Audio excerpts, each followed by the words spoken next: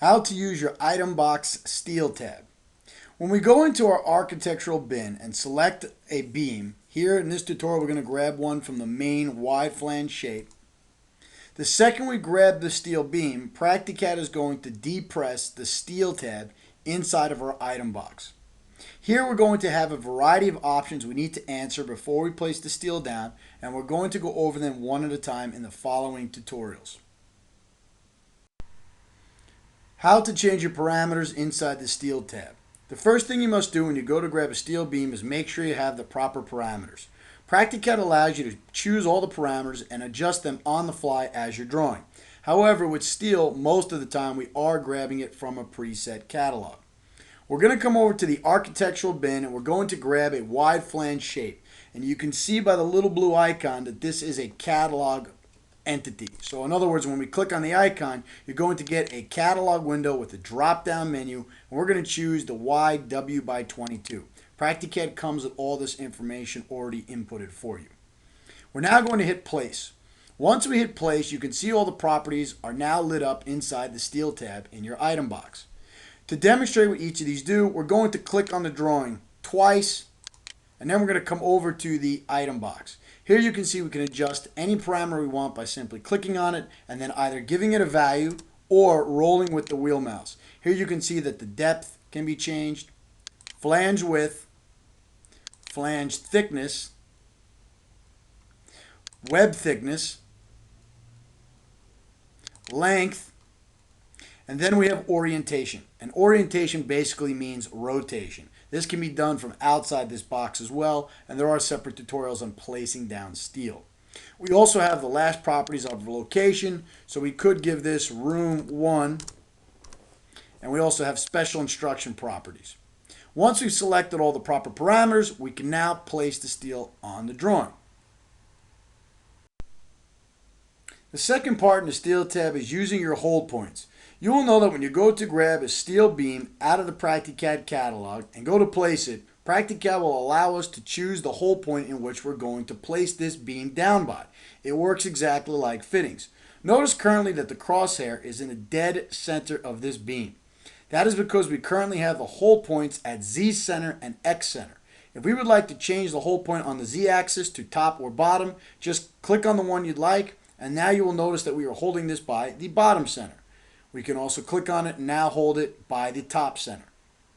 Same thing with the x-axis. If we'd like to switch it so that we're holding the top right portion of this beam, we just change the x-axis button in the combo box, and now we're holding it by the top right corner. Once we've chosen the proper hold points, we can now place the beam on the drawing. Part 3 of the steel tab is utilizing the slope features inside the item box. In this tutorial, we're going to show you the two different methods to utilize the slope parameters underneath the steel tab inside the item box. However, there are other tutorials showing you how to place down steel in a variety of different methods. The slope parameters represent the Y over the X or the rise over the run.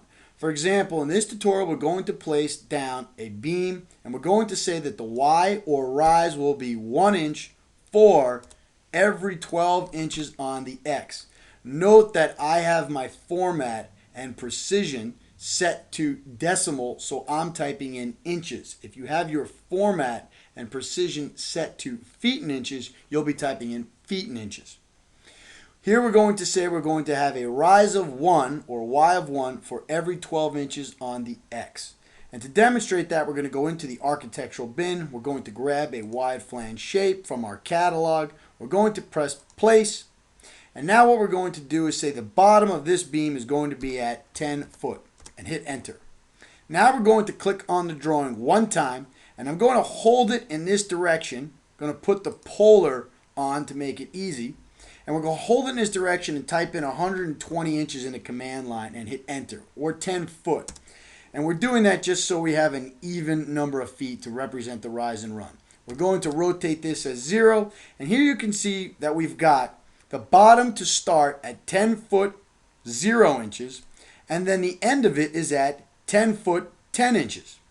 So what we've done is we've gone up 10 inches. And that would make sense because the run is actually 10 feet long. The length of the beam is 10 foot, and we wanted to go up 1 inch on the Y for every foot on the X. And we went 10 foot on the X. So here we've got bottom 10 foot on one side and bottom 10 foot 10 inches on another. So that is one way of using rise and run. There's another way of utilizing the slope parameters, and that's to just give a rise parameter.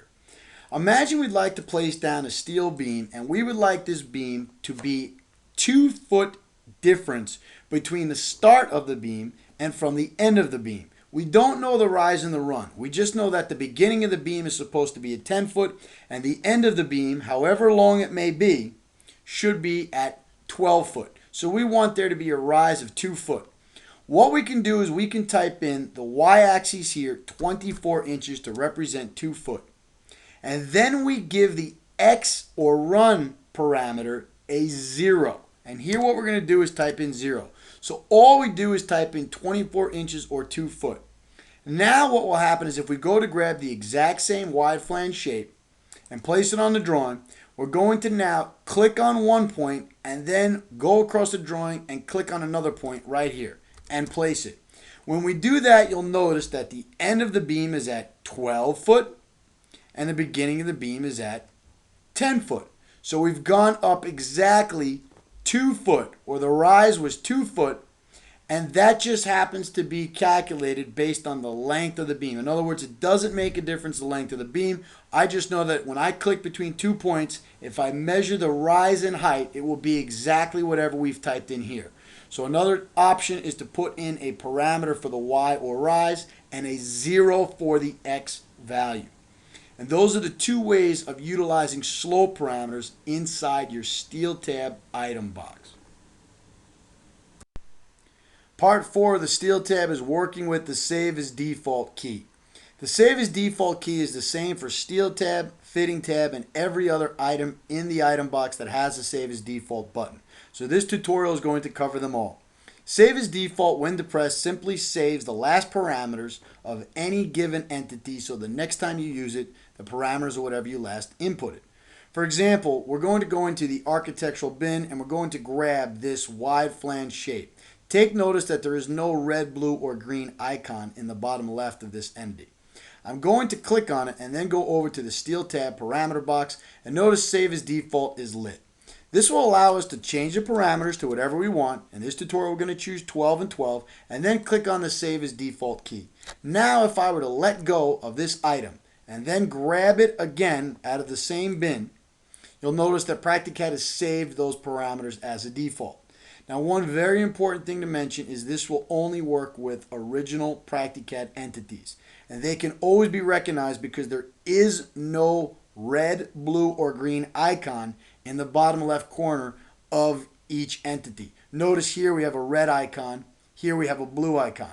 And if I choose this wide flange shape catalog and then hit place to select an item out of that catalog, you'll notice the Save as Default button cannot be pressed here. If I want to change the actual catalog entity, I must go into the library icon and change it there, and there are separate tutorials on that section. Part 5 of using the SteelTab is working with your Snap to hold points. Notice here under the SteelTab in the item box, we've got Snap to, and we've got Z set as center and X set as center. This was added to the system to make it easy for us to tag and dimension from any part of a steel beam. For example, if we zoom in very closely to the steel beam we provide, you will notice that there is no line at the dead center of this particular beam. However, often draftsmen want to be able to dimension from the center of steel. So Practicat has added invisible lines that run through the top center, center, and bottom center of each steel beam. We can also dimension or tag from the sides just by changing the Snap to hold points.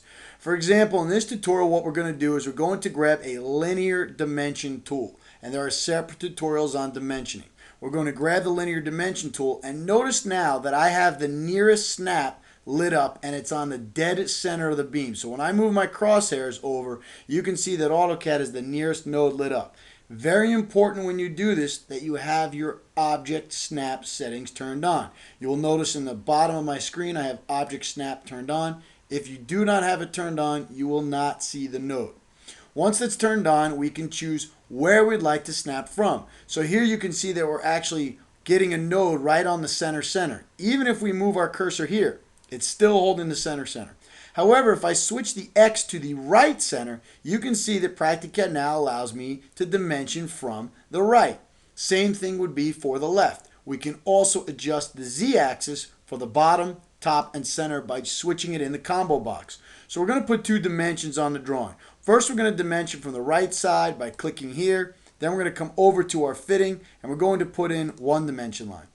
Then we're going to shift it, so we're going to dimension from the center of steel by changing the Snap to combo box here. We're going to choose our linear dimension line again. And now what we're going to do is we're just going to click and then click on the duct. And we don't need to zoom into the beam because once we've got it set at center, we know that that line will be perfectly in the center of the beam. So Snap to makes it very easy to work with dimension lines and tags utilizing our steel. This is also going to become very important when we get into how to use the point elevation tool, and there are separate tutorials on that.